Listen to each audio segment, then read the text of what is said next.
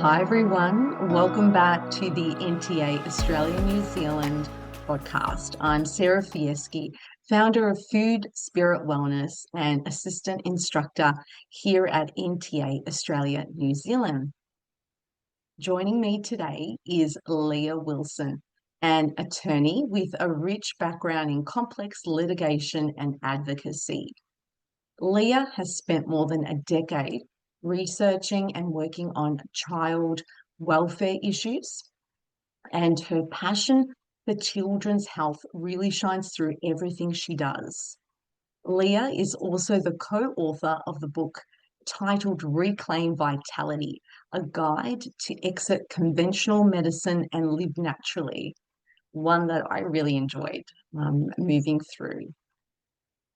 Welcome, Leah, to our podcast. Thank you so much, Sarah, for having me. It's always fun to sit down and talk about these things that real people are confronting, so thanks for having me. Such a pleasure. I know we're going to move through some really important information here for our listeners and viewers. So we are very, extremely happy that you are here with us. So to kick us off, could you start by telling us a little bit about yourself? I've given a short intro, but tell us more about you and what you want most people, you want people to know about your work. Sure, absolutely. So I started out as Sarah said, an attorney in litigation and um, always had a passion for foster children. And that really is what drew me into law school was my love for those vulnerable children and wanting to step into those hard spaces to help them. And through my time in child welfare and advocating for abused and neglected children in formal ways in the courts, I discovered a few things. And one of those was that the kids who are hard to find homes for, normally based on age or need or large sibling sets that can't be separated, they age out. They end up without a home and turn 18, and then they just go into adulthood with no home. And I didn't like that. I wanted to help find policy solutions to that. And then the second thing that I had found was that the foster children are over medicated. And now we know that that's not really distinct to the rest of the population, that a lot of young children are over medicated just by proxy of even following routine pediatric care. However, this specific vulnerable population was specifically being experimented on if you look deeper, and oftentimes prescribed psychotropic drugs as young as 2 years old because of sleep problems. So I wanted to step into that space and help find policy solutions and protect them from that too. So that led our family into a journey of becoming foster parents ourselves. And then in 2018, when it was time to go through all the licensure steps again for our foster care license, the state of Indiana said that we are no longer eligible to be a foster home because we did not fully vaccinate our two sons, our biological sons. And, Nick and I looked at each other at that time and said, this doesn't make sense. There are kids right now tonight sleeping on the floor at the offices for the Department of Child Services that need a home. And yet our safe and loving home with our healthy boys, our boys were not sick. They didn't have the measles or anything of that nature. That it's just that public policy was getting in the way of these kids getting homes, and it didn't make sense. And so that's why we set out to help fix public policies that do not make sense for the people that they serve. And that's why we started Stand for Health Freedom, was because of that one bad public health policy and having an understanding that this was not isolated, that there were a lot of needs within the US and abroad to bring the people's voice back into those public health arenas. And I can say that we've done that. I mean, it's pretty exciting to see how over the last 7 years, we've had 178 policy wins. That Indiana one's one of them. So now I can foster now, even though I don't vaccinate my children.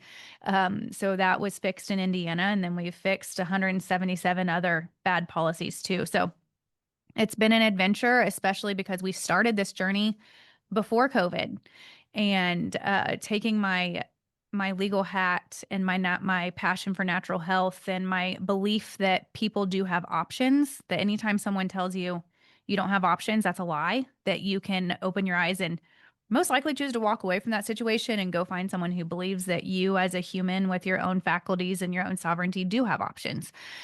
So that was a passion of mine. Law was a passion of mine. And then God just brought this journey to a head with Stand for Health Freedom. And that's where I've been for the past 7 years, is working on public health policy to help moms better understand their God-given role and to help that be reflected in the halls of government. Thank you for so much for sharing that, Leah. Wow, you had 178 state wins and 177, you know, um, changes to bad policy. That is absolutely amazing. And the fact that you can now foster without all of that, um, everything that you were coming up against about the vaccination element to it all, that is absolutely amazing. Well done there. It's clear the work that you do comes from a deep place. So, so can you, because you talked about, your passion for health and your background as an attorney, just move like with the lens of, the attorney lens on that is, um, how do you feel that um, your background as an attorney shapes the way that you look at health and the medical system? It's a good question.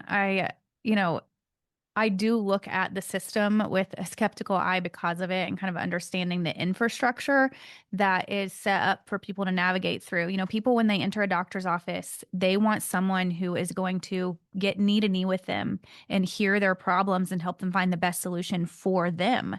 And the way that this system is currently set up, with lack of transparency, lack of accountability, the big industry players having an outsized influence in those processes, it really puts the onus back on us where it belonged in the first place, to make sure that we know what we believe about ourselves. What do you believe about the human body, about your own health, about your identity on this earth, before going into provider encounter and just giving up all of that for what an expert that is highly regulated might say.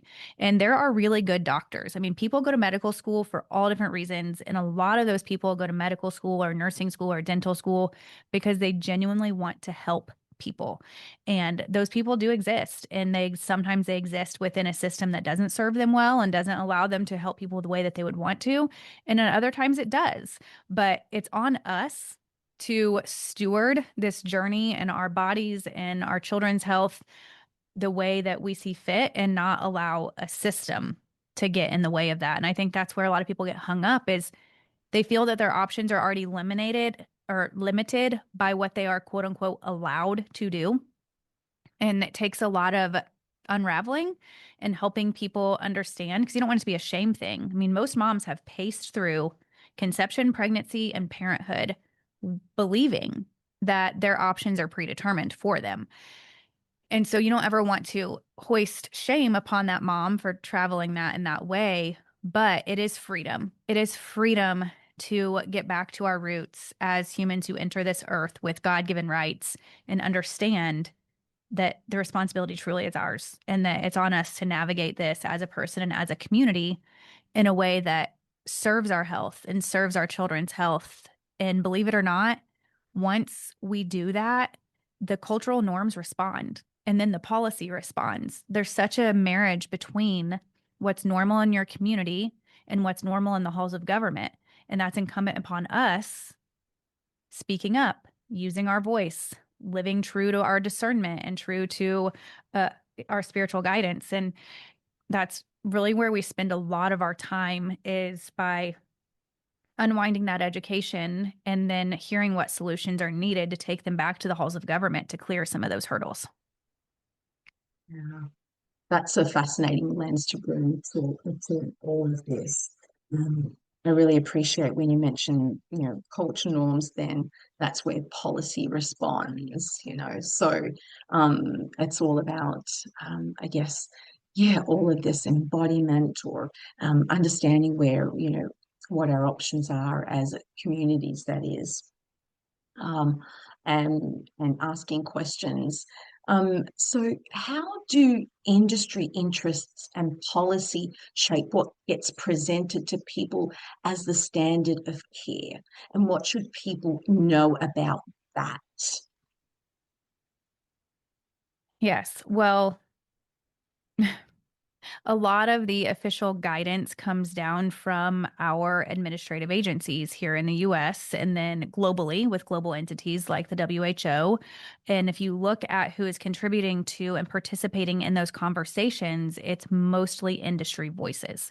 It's a player that has a product to sell or a procedure to sell, and research to accomplish with the government's endorsement. And when you get those voices without the other stakeholders, that's when the processes begin to reflect and favor a single solution. And that's just simply not the case for humans. There can't be a single solution that is good for everyone at all times. I mean, even a person, let's say myself, like I could have an emergency and go into the doctor today, and maybe penicillin would be okay for me. And in 5 years, penicillin might not be okay for me. And that's just one person across a few years. If you think about making a recommendation that would apply to every child in a specific country based on age alone, that we get really sideways on who that is actually serving. And did we ever need to drill down medicine as a regulated practice to that specific of a science for every single person? And who is that serving? And so I don't know if that answers your question.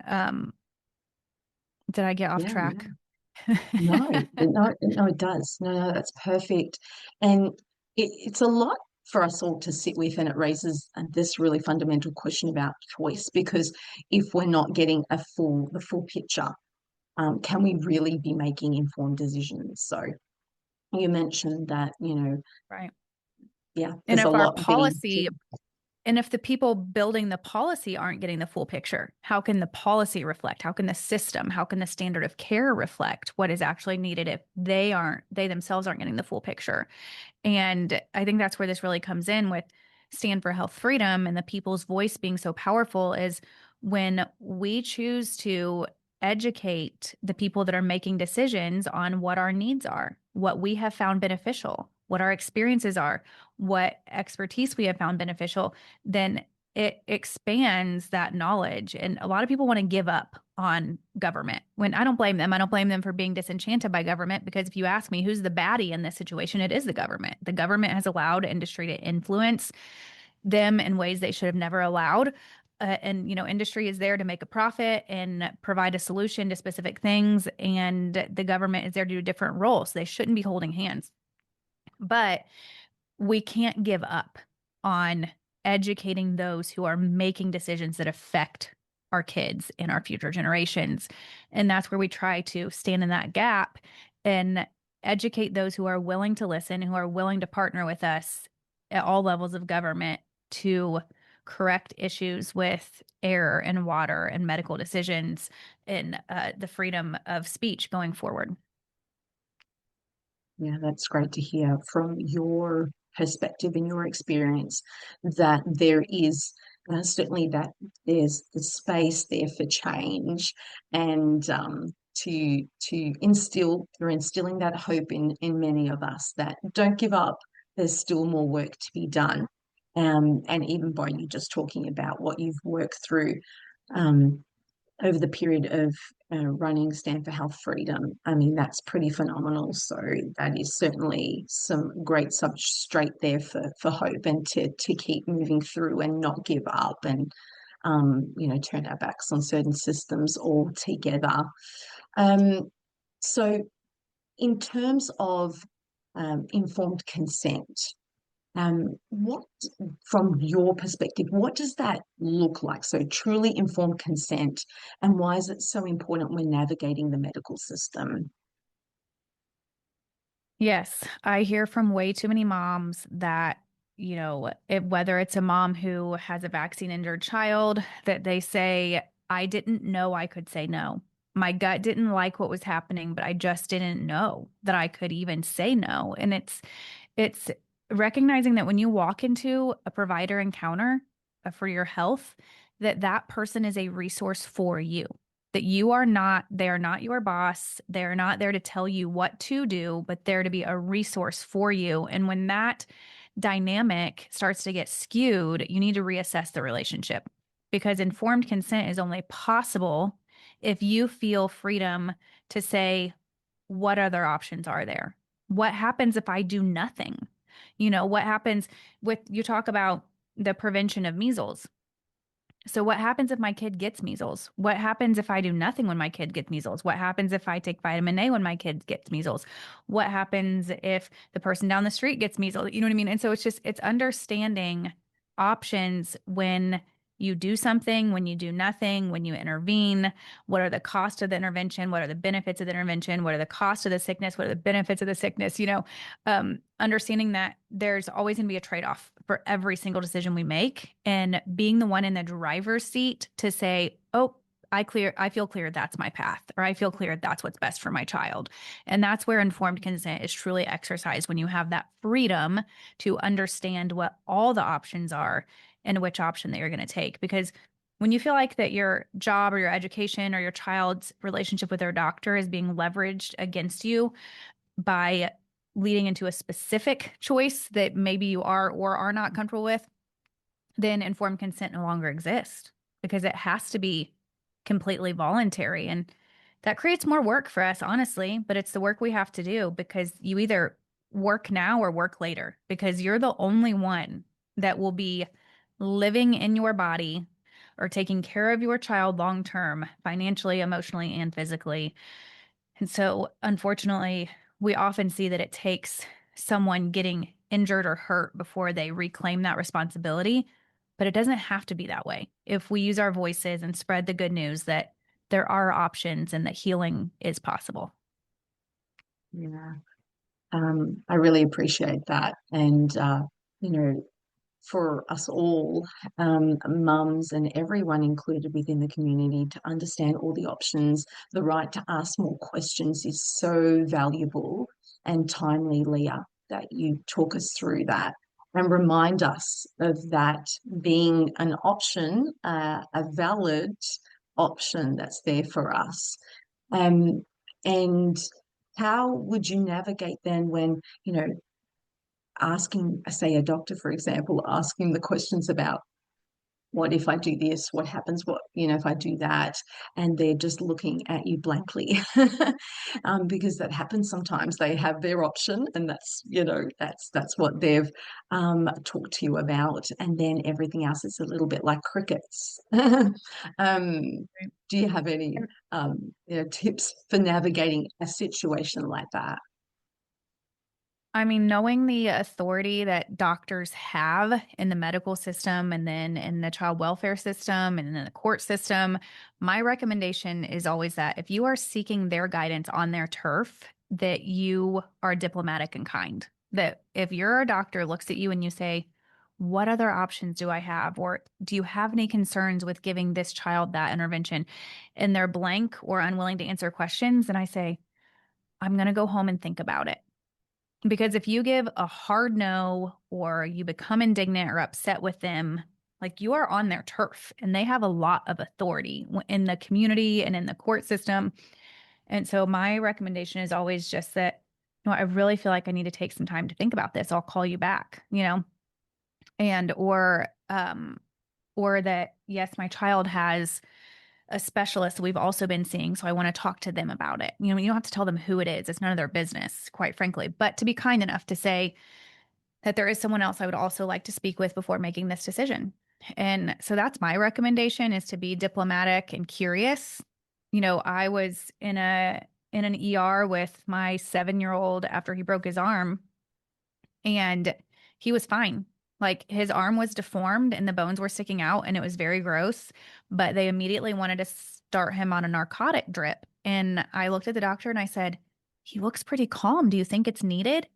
And the doctor said, actually, no. And I said, okay, let's wait. You know what I mean? So it's just like they wanted him a narcotic drip. I don't just give narcotics for no reason. The kid is perfectly calm. He's not upset. So I just said, what do you think? He looks calm. What are your thoughts? And he was like, we can wait. And I said, then let's wait, And so another example, my 2-year-old split her head open, super gross, took her to the ER, needed stitches. My husband just wanted to super glue it. But I'm like, she is a girl and it is on her face. I am not super gluing it. We are going to get the best repair possible for this sweet girl's face. So we're in the ER and they say, okay, now we need to give her some Tylenol to see if she can keep anything down before the stitches. And I said, to see if she can keep something down? And they said, yes. I said, what if we tried applesauce instead? And they're like, well, if you don't want the Tylenol, then we just won't try anything. And I said, oh, okay, then we'll do that. Like, what? You want to give my kid who's never had Tylenol in her life a Tylenol to see if she's going to puke it back up? Like, how about some Jello? How about some applesauce? So it's just asking questions instead of becoming indignant or upset or afraid in a provider encounter. They at one point want to do an MRI on my child, and I said, "Okay, what are the benefits of the MRI? If this were your child, would you do it right now?" And they're like, "I probably wouldn't. I think it's fine to proceed without it." And I'm like, "Okay, then let's proceed without it." So it's just being curious and navigating that encounter and saying you need more time if at the end of the day that's what you need. Yeah, they're great tips. Thank you so much, Leah. Um, I love the be curious, remain grounded. So it sounded like you were quite grounded as you could be in those situations, and ask the provider questions and have them spur their thinking as well. And I love how then with your questions, it had those health providers also think about the situation rather than go off perhaps of a tick the box protocol that they would move through normally in situations like that and do very often. So that is really great to hear. Thank you for those helpful tips. And one thing Which I'll leads say too is, please. even with my foster children, is you have to understand what you are asking your doctor to solve. I mean, the examples I just gave were emergencies. They were the head is split open, the arm is broken. Like, that's why I'm in a medical doctor's office. If you're walking into a medical doctor's office to solve your children's sleep issues, what are you expecting them to say? I mean, they have drugs and surgery. Is that how you want to solve sleep issues? If not, you might want to think about who you're approaching for that help. Maybe your mom and grandmother or the mom's group you're a part of, or your pastor or a homeopath, maybe these or a nervous system doctor like chiropractic family like ours might have solutions that will actually prop you up and help you improve sleep instead of so you just need to stop and ask yourself, like, what am I needing help with? What am I asking this provider to solve for me? And not putting yourselves in situations that you don't actually want them to solve for you, because you can be painted as negligent if you go in with a problem that then you're unwilling for them to help you solve. So that's just another thing to keep in mind, is choosing the provider based on what you're asking them to help you solve. So good. That is really good. So have a good think about what you're wanting, what you're needing support with, and then where do you think their expertise lays, and feel into the fact of, does this feel aligned or does it not? Um, and go from there. That's really important information. Thank you for sharing that with us, Leah. Um, so this leads to my next question. For someone who is frustrated with conventional medicine but doesn't know where to start, what would you say to them? Yeah, I mean, my honest answer is that you have to decide what you believe about your health and what's possible with your health, because the conventional medicine will tell you that you are a result of one of three things: bad bugs, bad genes, or bad luck. And personally, I don't believe any of those things. So that's not super helpful. But, I don't even, some people are like, you know what, if you have cancer, you should at least go to the oncologist to hear what they have to say. I'm like, but if our belief systems are radically different about what cancer is, what my options are with cancer, then, and I know in my heart of hearts from the research that I've done, that not even just research, but also biblical perspective, that your beliefs are the most fundamental foundational tool that you have on any journey. And so if I don't want someone speaking over me that I have 6 months to live, that I have a very specific expiration, then I'm just not going to like willy-nilly go in there to hear what they have to say.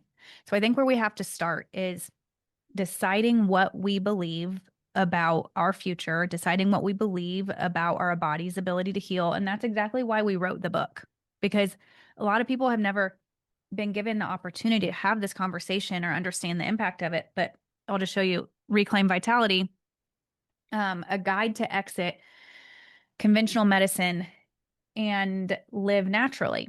And the reason why we wrote this book the way we did was because with Stand for Health Freedom and with our natural health clinic, we are getting droves and droves of people who are saying, I don't trust the system that's over medicating me anymore, but I don't know what to do.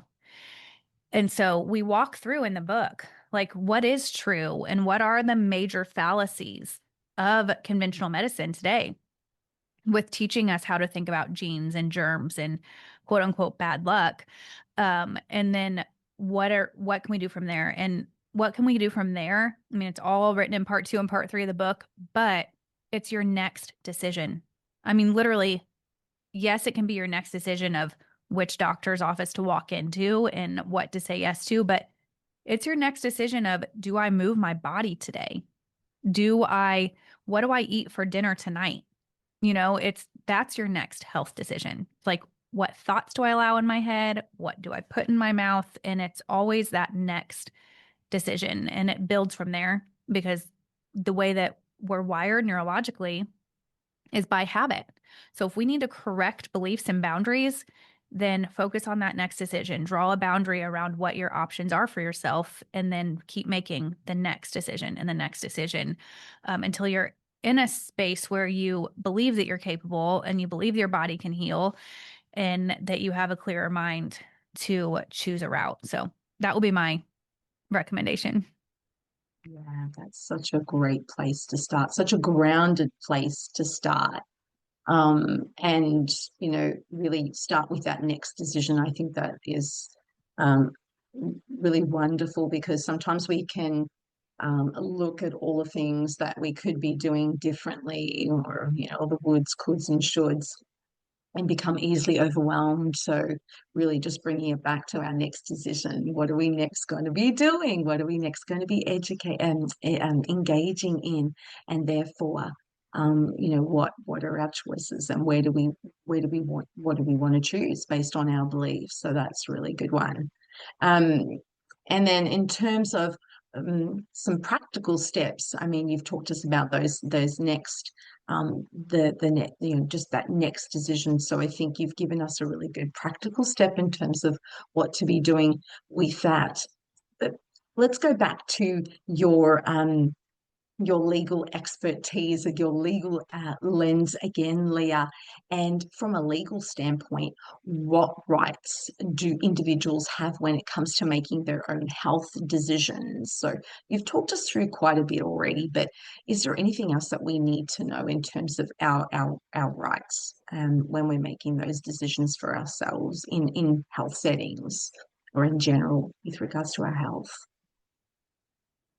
Well, I mean, if we're talking to people from such a broad audience, their parental rights are unique based on country and state and region, and medical rights are also unique, and religious rights are unique, and freedom of speech, which dictates our transparency, are all unique. However, I can tell you that there's normally a way around things as a parent or as an individual if you keep the main thing the main thing. And the main thing is, it's a health decision for my body. And is there a way to either exercise a right by taking a religious exemption or by going to a different provider? Or is there a route to be non-compliant? Because personally, for me, I think our time here on earth is so short. And no one wants their last 2 to 3 decades to be in suffering and dependent upon someone else. And no one wants their child's life to be with chronic disease and suffering. And so knowing that it's still on me, no matter what the government says, it is still on me. So making sure that first and foremost, we're comfortable with our health decisions and finding a way to make that parental decision and finding a way to be non-compliant if that's what's required. And I can't speak specifically to the Australian parental rights. Maybe we should do a deeper dive into that eventually. But I do know that there are people in every corner in every part of the world that are doing this together. Like you are not alone. We hear from people from so many different countries, so many different pockets of the world that are finding their community. I mean, if you speak up, then you find your people, and what spaces it is good and not good to speak up in, but find those spaces where you can be honest about how you're making food choices and healthcare choices so that you can have a community that helps serve each other. And I think that the most trusted information with exercising your rights and having access to good information to make decisions is based off of your friends and your family's experiences. You can say like, oh, the double-blind placebo studies and the medical literature is what we need to make our decisions based off of. And yes, we should know what the research says. However, I know that people inherently trust their loved ones and the voice and experiences of their friends and loved ones more than they probably do a doctor on TV or a hospital administrator. So it's important for us to keep in mind that it's valuable to share our experiences. It's valuable to share our knowledge and to step forward in a way that's going to give us the optimal vitality today and for the decades to come. Yeah, that's awesome. Just sharing that information with each other and also drawing on our nearest and dearest and those that we care and trust the most, and see what would be their advice and what has been their experiences. So it is very much coming back to that sort of community, isn't it, Leah? Rather than be that sort of sole ranger and making your way through life in that way, Mm. and coming up against all sorts of things, but rather navigating together within community is what I'm getting from you. And yeah, that makes complete sense. So we're slowly coming to the end of our time together, and I want to make sure that we land on something meaningful because we've spoken about so many pieces of information that are going to be so helpful for our community, Leah. So thank you so much for that. But if there was one thing you most want people to walk away with from this conversation, what would that be? Mm. It's a good question. I think that, and I've said it a few times, but knowing that, first of all, there are always options. Humans are creative. And secondly, there is always hope. In doing the hard work to find out what those options are and who has done this well before ahead of you is so vital to paving the way for our kids. Because you might think like, well, I'm done having kids. My fertility doesn't matter anymore, or I can't influence their genome from the inside out anymore. And it's like, no. Our belief systems are passed down. The way that we navigate and approach and communicate is passed down. It's a part of our ecosystem. It's part of the fabric of our own children and our community's children and our children's children. And so just understanding that your thoughts and your decisions are still valuable and they still matter, no matter what stage of life you're in. And, I would love for anyone listening to join standforhealthfreedom.com and to see the battles that we're navigating as a community and the way that we're using our voice to influence some of the biggest issues today with not only water and food and medical decisions, but even privacy within tech and the next, what does the next pandemic look like and how do we respond as communities to that? And just understanding that there's a lot at stake right now with the rapid change. I don't know if we've ever lived through such rapid change in society with the rise of technology, but that your resilience is what matters most. And we don't have to give up hope. We don't have to be discouraged or hide under the kitchen table, but that we can simply focus on our vitality and on our resilience and keep living. Don't let the battles or the obstacles in front of us stop us from living. And together we can make a big difference. I've seen it. I've seen our voices make a difference. And so keep speaking up and keep searching for those resources that you trust. Yeah, I love that. I know people are going to want to keep learning from you and Stand for Health Freedom as well. So thank you for highlighting that we can access that resource here also in Australia and New Zealand. Um, and thank you for providing that, yeah, again, like I mentioned before, the substrate for hope, and that there can be so much more that can be done, and that we need to live and live well, and that it all does start and end sort of with ourselves, right? And then that ripple effect that it has amongst, people that are closest to us and our communities. So, um, we are essentially all sharing this essence with each other. So I love how you've definitely highlighted that to us in this conversation. And it's timely. And even for me sitting here, it's just a nice reminder of the power we have within ourselves right here, right now, with that next decision. What are we going to decide? And then how are we going to just live and therefore share that essence with others? So, that is pretty amazing, really, when you distill it down to that, isn't it, Leah? Yes, it is. It's, oftentimes the answers are right in front of us and they're more simple than we thought they could be.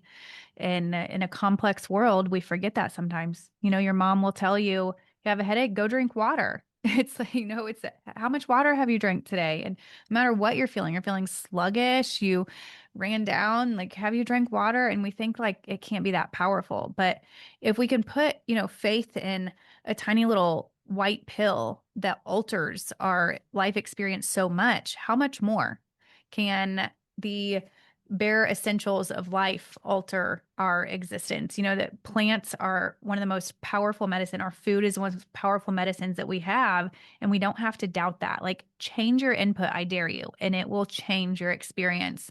And so just understanding that we do have what we need. It's not complex. It's not for the elite or the upper class to access health and vitality, but it's for us if we choose it. And Reclaim Vitality walks through all of this. And I really enjoyed, moving through the different chapters that were explored and the detail that's provided. And again, going back to the simplicity of living well and building that resilience that will carry us through many trials and tribulations and all the stuff in between. So, um, Leah, where can listeners access your book and other resources that you have and learn more about the work you do and Stand for Health Freedom and the advocacy essentially that you're involved in? Yeah, so I don't know. Do you use Amazon in Australia?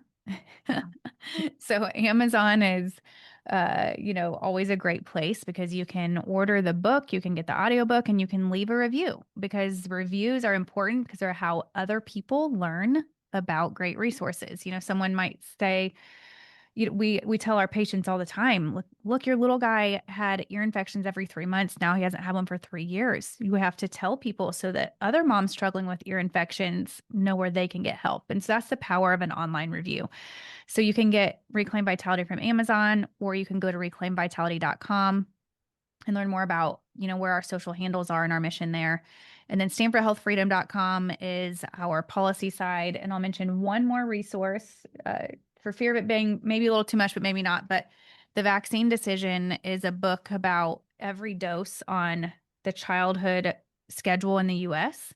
And we have the most, so I'm sure it covers all countries, because we have 17 required shots on our schedule. And so this goes through each one and how it earned a spot in pediatric care. So it's not about if a vaccine is good or bad.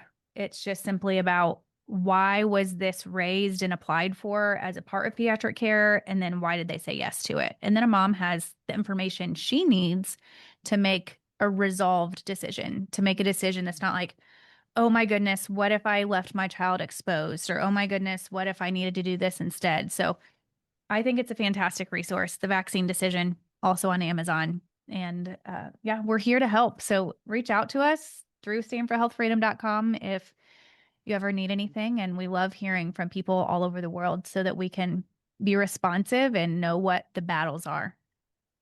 Yeah, that's wonderful. Thank you. And thank you for sharing your additional resource there, the vaccine decision. I will get my hands on a copy, most definitely. Sounds like it's quite a thorough resource. And so, again, so many resources out there that we can draw on and we can explore to support our next decision, those next lot of decisions, right? Um, and people like yourself, Leah, who have taken the time, so much effort, so many resources going into these resources, such as books and other, other sharings that you put out there. A lot of energy goes into them in so many different levels. So we, as a community, we can draw on that information. People like yourself have done all the work and really presented us, with so much pieces of information there that we can delve into and then make decisions for ourselves. And that's what it's all about. It is that informed decision making. It may not be as simple as we would like it. Sometimes, we just like to go to someone and they tell us all our different options and be the encyclopedia for us. Maybe it's not quite the case, and maybe we shouldn't be expecting that anyhow. We're all human, and but this information is out there, and so having conversations like this is wonderful for sharing such information and highlighting it and making it known within our community, so that we know it's there if we need to access it and inform ourselves for our next lot of decisions that we want to be making. So amazing things that you're doing, Leah. And this brings us to the end of our conversation. So thank you so much, Leah, for sharing your insights, the research, everything that you've been working on, your passion, that's clearly there and fueling everything that you do.